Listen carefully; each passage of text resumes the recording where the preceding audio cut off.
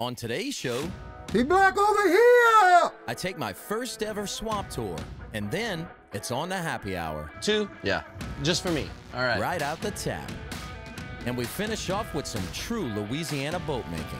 It's all coming up next. I'm DJ Rhett, and I'm traveling all over Louisiana looking for the hippest and most unique cuisines and adventures the Gulf State has to offer. The Gulf State's not just our home, it's a way of life. And it's all next on What's Good Louisiana.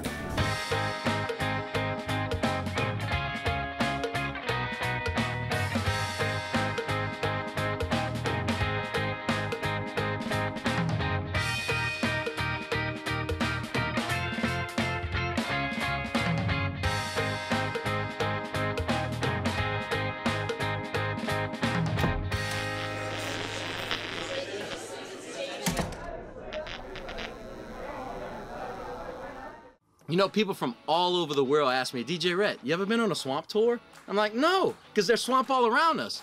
So I'm going to be a tourist in my own backyard with my friend Billy, and we're gonna get on the Cajun Man swamp tours. I've always fished and played in the bayous my entire life, but I've never officially taken a swamp tour. So today, I'm visiting with Billy Gaston. Billy, my man, what's happening? Good to see you, man. Hey, look. I'm from down the bayou, but I don't know everything about the swamp, all right? But don't tell everybody, okay? Don't tell anybody. I'm hoping that you could help me out. Right? Take you on an adventure of a lifetime. How about that? A lifetime? Well, let's go. Billy's a great guy, and his love for the swamp shows through. That's why he's one of the best in the state. Well, guys, just kick back, relax, enjoy your adventure through the swamps. We're right here in Gibson, Louisiana, right on the east side of the Atchafalaya River. Boy, Billy really gets it when it comes to the swamp. Over here on the left is a beautiful swamp scenery. It's a little bit of marsh and swamp mixed. And I can tell you, you don't want to walk out there in this area. You'd probably go over your head. Man, that swamp can be scary. Coming up on the right, you're gonna notice around the base of these cypress trees, these beautiful stumps, we call them Cypress Knees. This is part of the root system and a breathing part of the tree. This is what makes the Louisiana swamps and bayous so beautiful. And he's right. You really don't appreciate the full beauty of the swamp until you get in the boat and see it with your own eyes. Well, Billy, you just informed me that we ran out of gas. We'll get in one day. I got 2 paddles. Two? One for me. For this one big for boat? You. Oh, we'll figure it out. But man, tell me how you got into this business. Tell me how it started. How long you been in business for? It's almost 6 years now. We're getting older in life. I had to kind of rethink about what I'm gonna do the rest of my life. And swamp tours came to mind.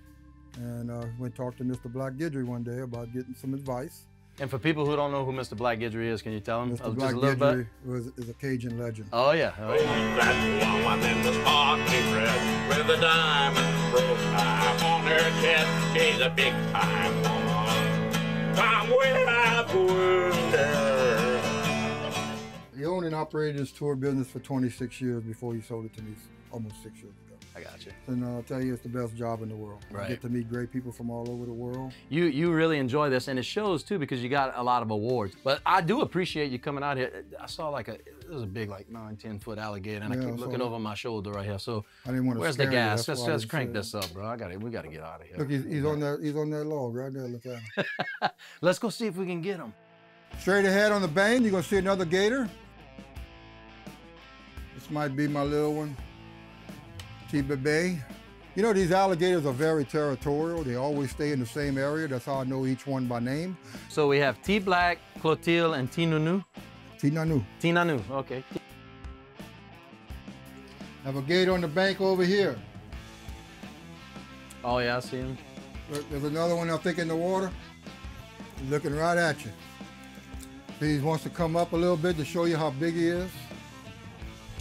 That's a big one over there. Over here, he's going in the water. Oh, yeah.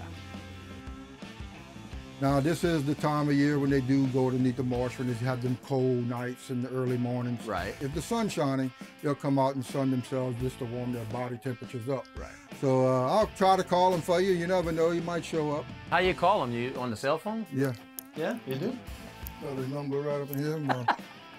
T-Black! T-Black over here! Now, believe me, guys, they know that's me yelling because I'm the only cool yarn that come out here every day and yell and yell at an alligator? T-Nanu over here! He's probably at a bar getting cassé. Probably. I He's mean- Cajun, you know. Well, I mean, if I gotta hibernate for a couple of months, I'd want a couple of beers in before I do that, you know. Make it a lot easier to go to bed. I couldn't help but notice a Teenage Mutant Ninja Turtle on the boat with us, okay? So can you explain what this is to the people at home? So this is an alligator loggerhead snapping turtle. I caught on my alligator line back in 1997. This turtle was estimated to be about 180 years old. They can live to be about 200 to 250. That's not dog year, that's turtle year? It converts to human years and not like a dog, huh? God, 180, I'd want to be gone by then. I caught them by accident. I would like to keep them alive and donate them to the zoo. Right. So you imagine I'm picking up my alligator line, right? Uh-huh. I'm expecting an alligator head to come out the water. Right. And this thing sticks his head up. I never seen a turtle that big. So when it came out the water, I thought it was a swamp creature. It scared the hell out of me. It looks like Marla from The Never-Ending Story, you know, like I'm sneezing, go away. Turn around. Look at that, guys. look, Ninja Turtle, huh? I'm Donatello.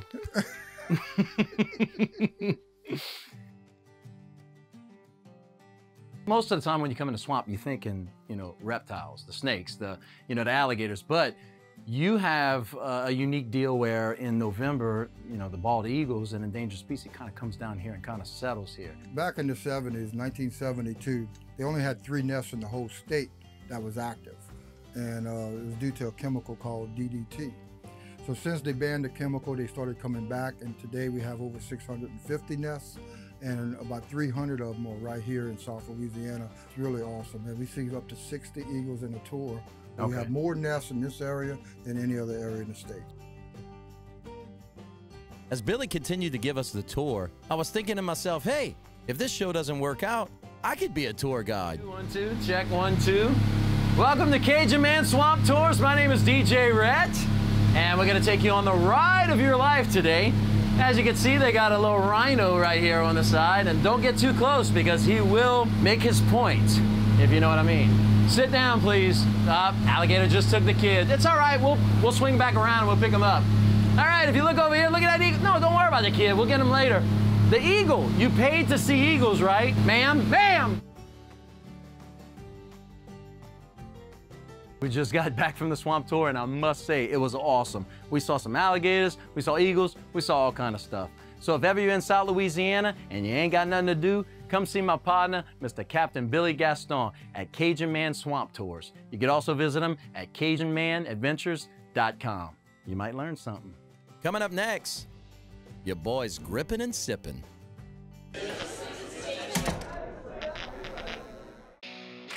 You know, there's a lot of things that I love in life, and beer is one of them. So I went straight to the source, and I met up with Andrew Godwin, the owner of Parish Brewing. What's up, man? How you doing? What's up, man? Thanks for taking the time to hang out with us and have a few brews. Look, this interview, I hope it's short because I got this in front of me, and you know, I might take a few sips while I'm asking you questions. Is that okay? Well, we can make more beer. Because we're right here, man. We can make got all more. kind of stuff. We'll take y'all in the back and check that out later. But tell me, what is Parish Brewery? Tell me about the business. We're about 10 years old. We have 31 employees. Not a gigantic brewery, but one of the biggest in the area.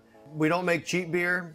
We like to think that we make some of the most innovative, high-end beers that are made in the United States. You know, we have a bunch of peers, a bunch of other breweries that we're friends with that we're constantly challenging each other around the U.S. to, you know, one-up each other and make some of the most awesome, innovative products. You know, how much fruit can you cram into a beer? You know, how do you barrel age it? And what kind of rare whiskey barrels can you find? We're whipping up just incredibly innovative, awesome batches of beer like a sous chef at a fancy restaurant. Right. Kind of like a gumbo pot. You try to find the best ingredients from all over the world, put it together, and make a Cajun dish, pretty much. Every chef's got, they like to think they make the best gumbo. Right. Well, I do my homework now, and I heard one of y'all went to Pittsburgh. Yeah, that's me. That was you? Yep. Okay. Tell me a little bit about that story. I moved to Pittsburgh after college. I went to LSU.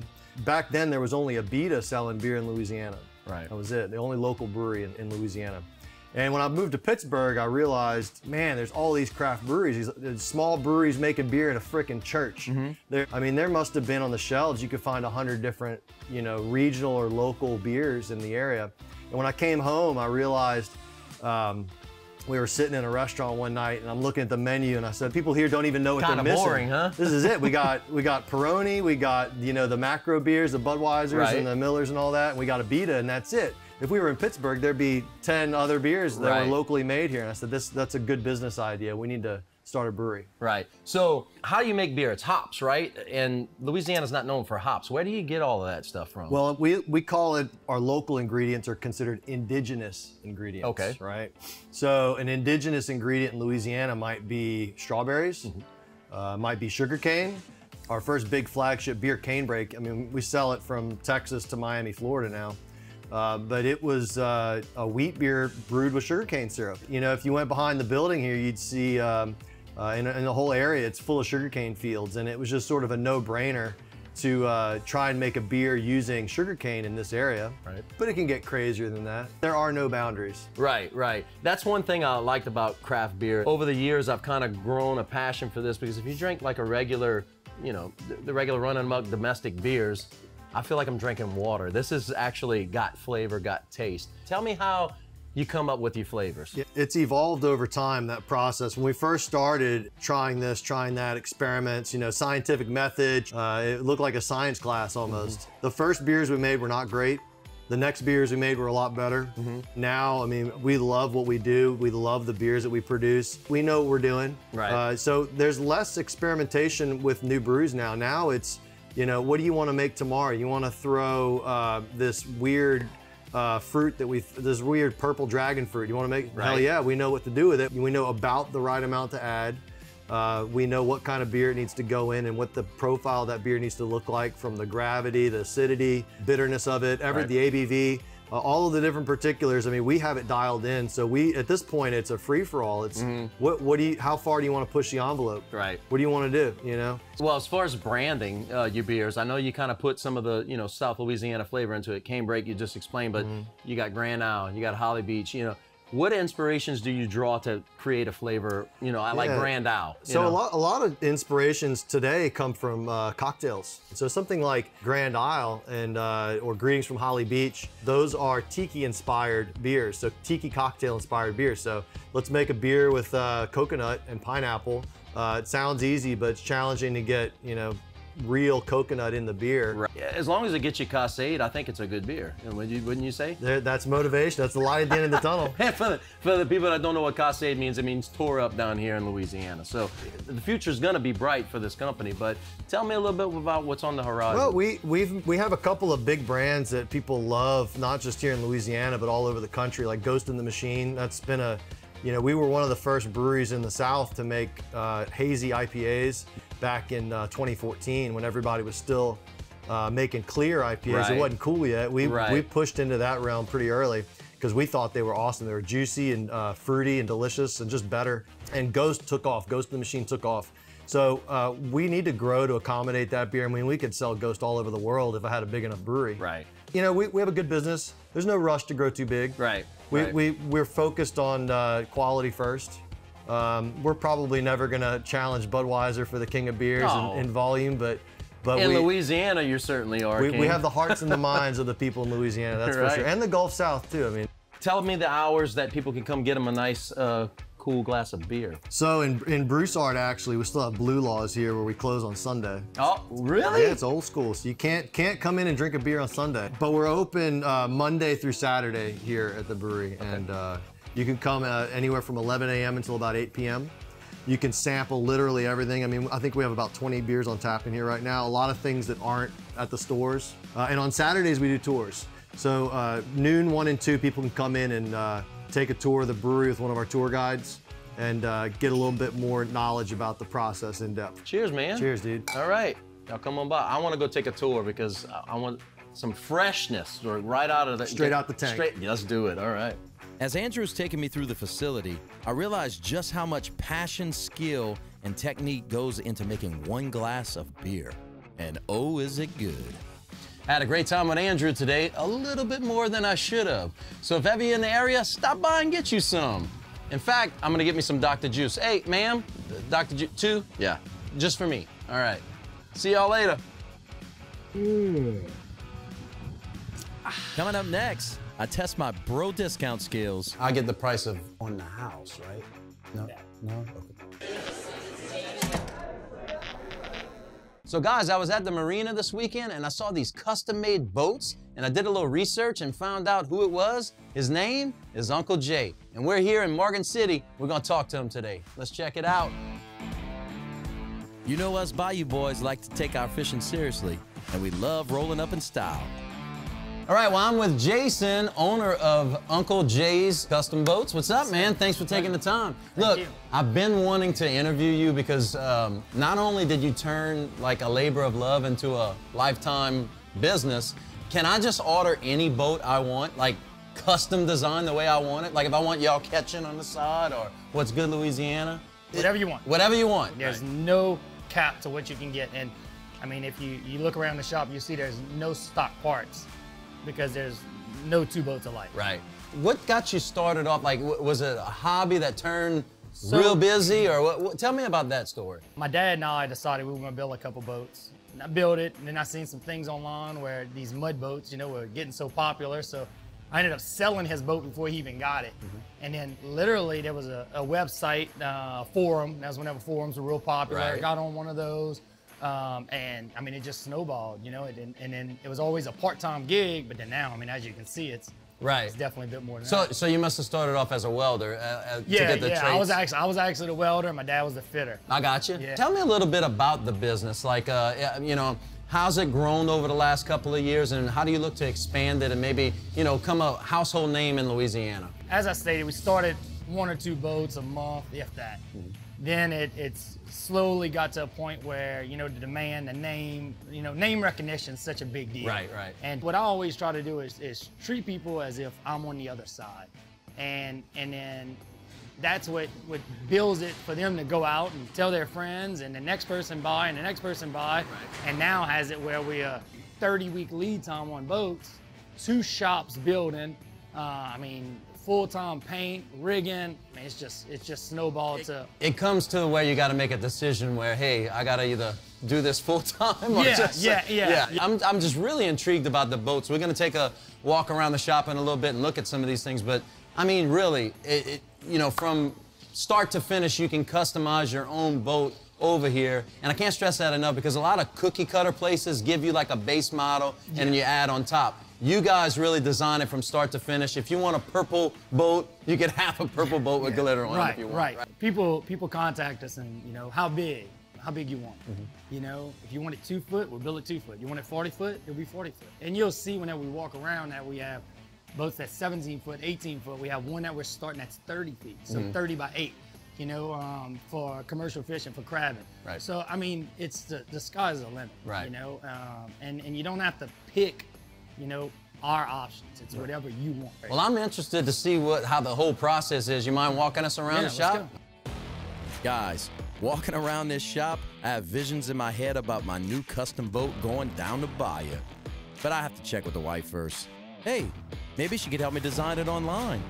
All right, Jason, so I checked out the website before we came over here, and it is true. You can actually customize whatever you want. I'm talking from cup holders, colors, anything. So these are a couple of examples that we got here. So tell me about these little floor mats. Like, you can design those if you want to, okay, right? so the decking is to the customer's liking, the coloring, patterns. So you get pick color, design, speakers, console, seating. And on the website, as you stated, we have like a build-a-boat, okay? Simple, you just go through, not saying that that's the only options, that's just the most popular. So you can pick, you know, your seating, the catwalks, which is the wider gunnels, and then, as you stated, sound system. But it gives the customer a good idea of, hey, this is affordable, or I need to keep riding with my buddy. And you guys will kind of give pointers on, like, hey, I'm looking to fish in saltwater, shallow, you know, well, you need this depth or whatever. You kind of point them in the right direction. Once they're ready to pull the trigger, and we kind of know that the budget's where it needs to be, then that's whenever I'll sit down with the customer, go over everything, and state, you know, this is a good idea, this isn't, this worked for one customer, it didn't work for another, and try to make sure that they're not making a mistake, because, I mean, this should be a lifetime haul. Lifetime haul, but if you want them to come back too and repeat business for the customers. And sell more. Well, that's what I'm gonna go to the website and start building my own, you know, What's Good Louisiana boat. Is that cool? Perfect. All right, Perfect. cool, man. All right, well, let's go do it. Jason, I couldn't help but notice when I walked in all these patterns right here. So every boat has a different paint job, right? Yes, every boat. I mean, we have stencils we use accordingly, but we'll stack them, you know, and we may put, you know, this grass on top of this. Really whatever the customer wants, but it makes it unique so that it's your boat, right? You know, and it's not just a cookie cutter you buying off the lot somewhere. Right. The way we acquired these is I actually told our painter as he paints a boat to just paint a swatch, and we can bring it out here and put it up where people can see and get a general idea. Right, exactly. And you know what? It might be cool to put like some hidden Easter eggs in these things if you. Well, whenever we first started, anyone that had a haul knows to look around, and they had something hidden. Not something too noticeable, right? Not too noticeable. But once you find it, you know it's there. Every boat is different. It's different. It Okay, is cool, different. man. Jason, thank you so much for taking us on the tour, man. And look, I'm gonna get out of here and go order my own custom boat. All right. How can I get in touch with you to get a boat? I'm right here. I meant, how can they get in touch with you to get a boat? Go on the website, www.unclejcustomboats.com.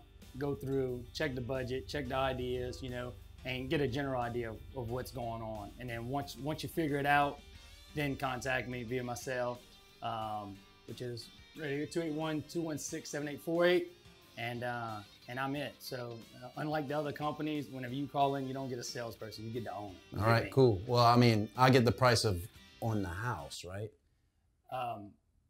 No. Okay. No. All right. Well, I'm close. Well, I'm gonna send you an invoice for this interview. Okay. Yeah, all right. that's All fine. right. See you later, man. Later. Okay. All right. See y'all next time. So be sure to catch us next time when all our wild and crazy adventures continue, right here on What's Good Louisiana.